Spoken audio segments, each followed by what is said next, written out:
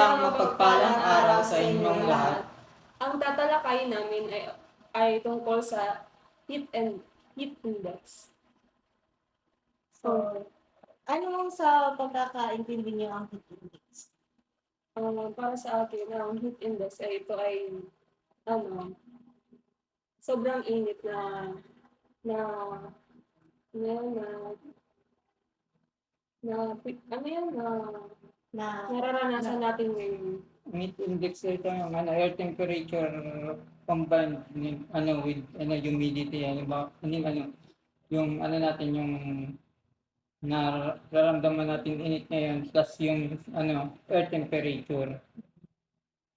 para sa para sa kay Dolor, add ko lang yung heat index, yung anong temperature, yung mataas na temperature na kung saan nagre-react yung body natin, like sweating, yung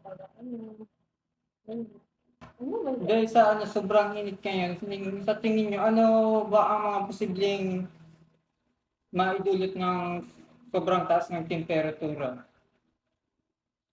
Siguro sa like sa magsasaka, yung nila, lupa, yung mabilis na pagtatuyot, yung siyempre maapektuhan yung pagtatanim nila.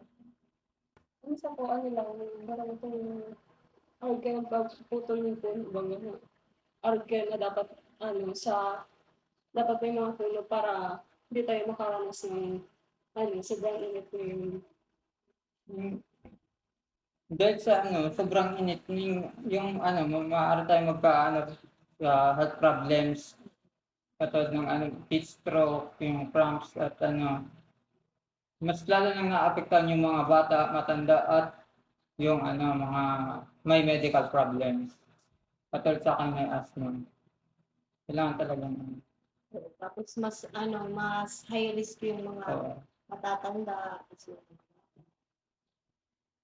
high risk sila maglabas dahil sa pagtaas ng temperatura. Sa tingin nyo, ano kaya ang maaari nating gawin para maiwasan yon? Maiwasan ang alin? Yung mga posibleng mangyari pag mataas yung temperatura. Siguro ang para sa akin, iwasan na lang ang pagputol ng puno sa mga kalsada. Kasi kailangan natin yun Malilim para maiwasan yung sobrang init sa Kasi dati doon baga sa may Magsaysay, dati may mga puno doon. Ngayon, wala na kasi nagpupuna na ng mga buildings, ganun. Kaya ngayon, na pipil natin ngayon na doon, mainit. Dati noon, hindi. Kasi puro puno doon. Kaya, naman para hindi natin maiwasan, para maiwasan yung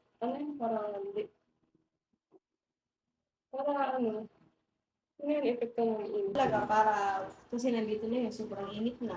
Para na lang maiwasan yung magkasakit or yung mga posibleng mangyari pag mag-expose ka masyado sa init. Siguro, magdala na lang talaga palagi ng tubig, tapos payong. Tapos pag sobrang init naman sa labas, iwasan na lang yung mga physical activities.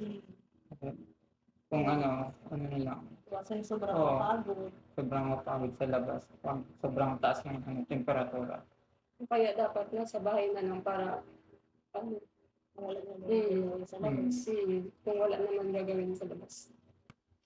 At doon na po nagtatapos ang aming talakayan patungkol sa heat index. At kung ano man po ang aming nasabi yun ay puro lamang aming mga opinion at idea. At kung may manasabi mga kaming mali o nalabag patungkol sa heat index ay hindi po namin ito sinasadya. Ako po si Jody Frias. Ako po si Francis Edric M. Dolor. Ako po si Shaya Albano. Kami po ay BSc CLB. At dito na po nagtatapos ang aming video.